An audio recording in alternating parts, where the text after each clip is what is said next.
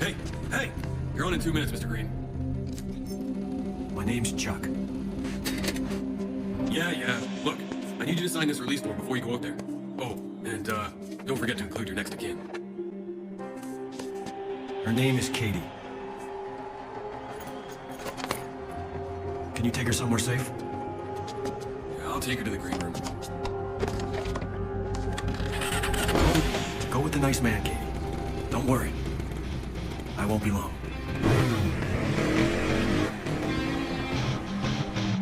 Dead Rising 2 is one of the best zombie games ever released, and today I'm going to explain why you should play it.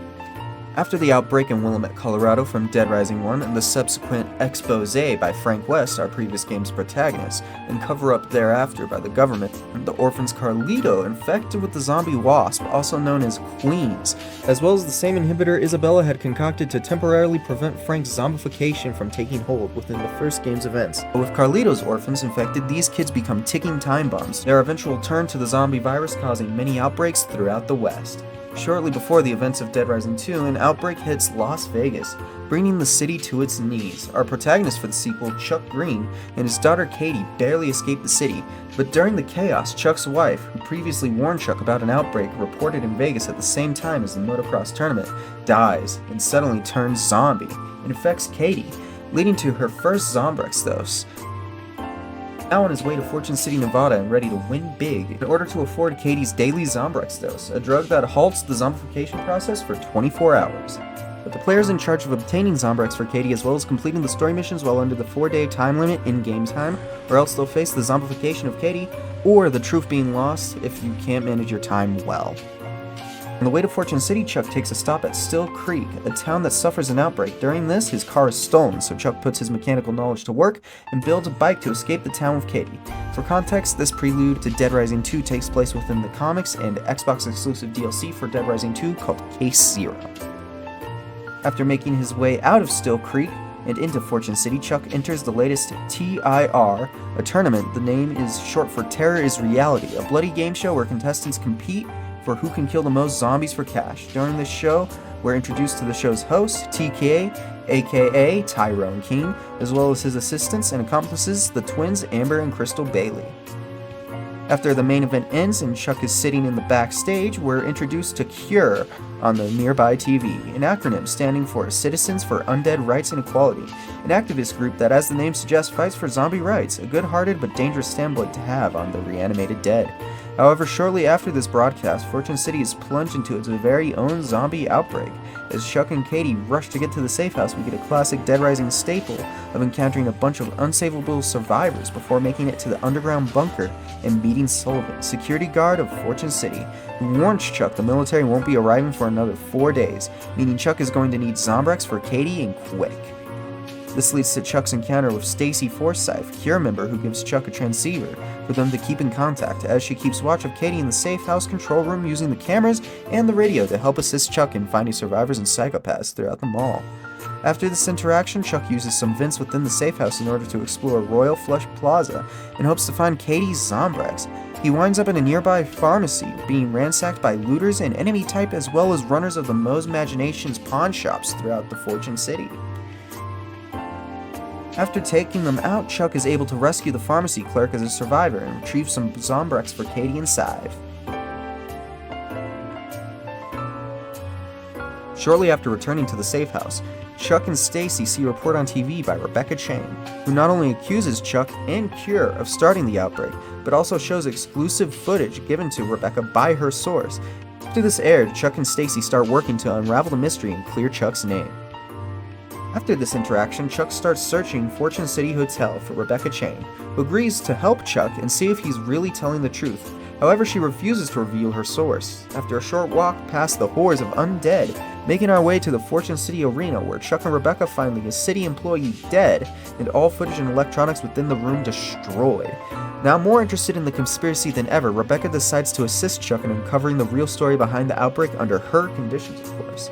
And with that, I'm going to cut the synopsis short. I think the story picks up to some extreme heights right after this, and I really don't want to spoil that for anybody who wants to go into this blind. Dead Rising 2 at its core is the same game as Dead Rising 1, but with some dramatic improvements. You can now move while aiming firearms, and the controls have been tweaked to feel more natural and tight. Chuck controls a lot better than Frank did in 1. You also feel a lot more precise with what you're doing. You also get a variety of weapons, just like in the first game. The various items for fighting the undead include things such as benches, tables, handbags, baseball bats, and even more. There's an etc. of combo weapons as well, such as the laser sword, knife gloves, the dildo launcher, flamethrowers, and a lot more of that too. There's a variety of wacky weapons for players to use. The main method of healing in Dead Rising 2 is eating and drinking various food items throughout the city. Certain drinks like alcohol, after a certain amount of uses in quick succession, cause Chuck to puke, as well as blenders throughout the game world to allow for making mixed drinks with various effects that can be applied after consumption. Along with that, we also have various ways to make and spend money throughout Fortune City. The pawn shops allow you to spend money, but some of the ways to make money for yourself in the game include slot machines, ATMs, poker, rescuing survivors like Woodrow and Janice, who give big payouts after getting them to the safe house. As well as that, there's also other ways to spend money, such as fortune teller machines, mechanical bowls and dolphins, and other various entertainment games throughout the city. These little additions and novelties within the soundbox are what, ironically enough, make this undead world feel so alive and lived in. Another staple of the franchise is the series' signature psychopaths. The first game had some great picks like Adam the Clown and Sean the Cult Leader, but 2 also has some absolutely bonkers encounters as well that keep the spirit of the first game's fights alive, such as Slappy the mascot, who wields a flamethrower. Don't worry, kids. Just Slappy.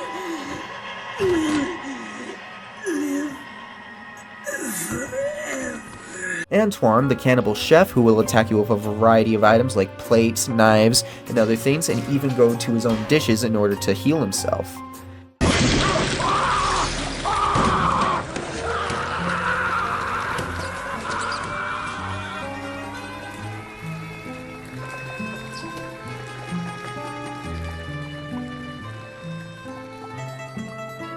And then you also got Randy the Randy the Virgin, sorry.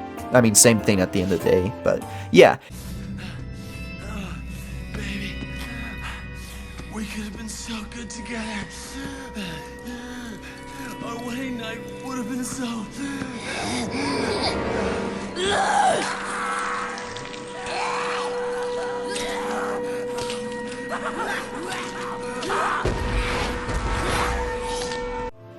Throughout the game, you also have plenty of unique survivor encounters during the game's runtime as well, such as Chad and Doris, the gun-toting lovers, Jared, an infected survivor who requires Zombrex in order to be saved, as well as Finn, a medic who aurores Zombrex when you get him to the safe house.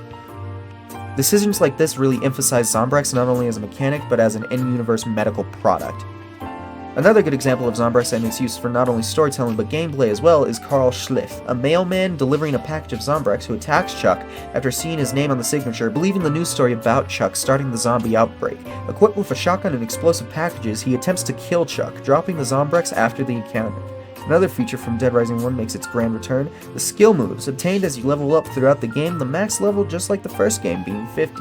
These skill moves are largely based on MMA and wrestling moves, some of which include elbow drops, dodge rolls, smash, drop kicks, and more.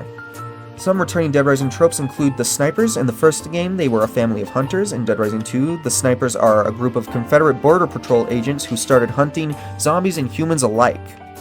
One of the main rewards of boss fights and survivor encounters is prestige points, or PP as the game calls it, which is an XP system, allowing Chuck to level up as the game progresses. The player is able to restart the story at any time, while still retaining their current level if they so choose, although this is a lot less necessary than it was in Dead Rising 1, as it's a lot more feasible for a player to do a level 1 complete playthrough. In addition to prestige points, certain bosses will also drop their weapon upon defeat, such as Randy's chainsaw and Seymour's 6-shooter, as well as other unique rewards, such as Leon, the contestant Chuck met in the game's intro, who drops the keys to his trailer upon defeat, giving Chuck access to combo vehicles, the most famous being the Chainsaw Cycle.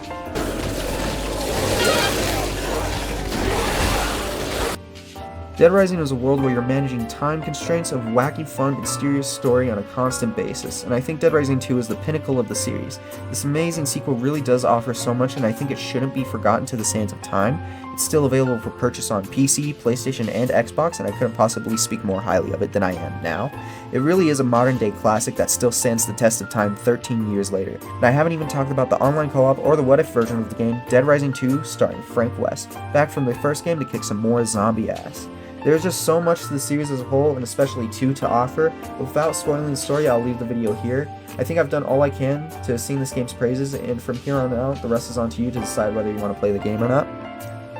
And with that, I think I'm going to end the video here. I hope you all enjoyed. Please feel free to like and subscribe. Have a good one. Later.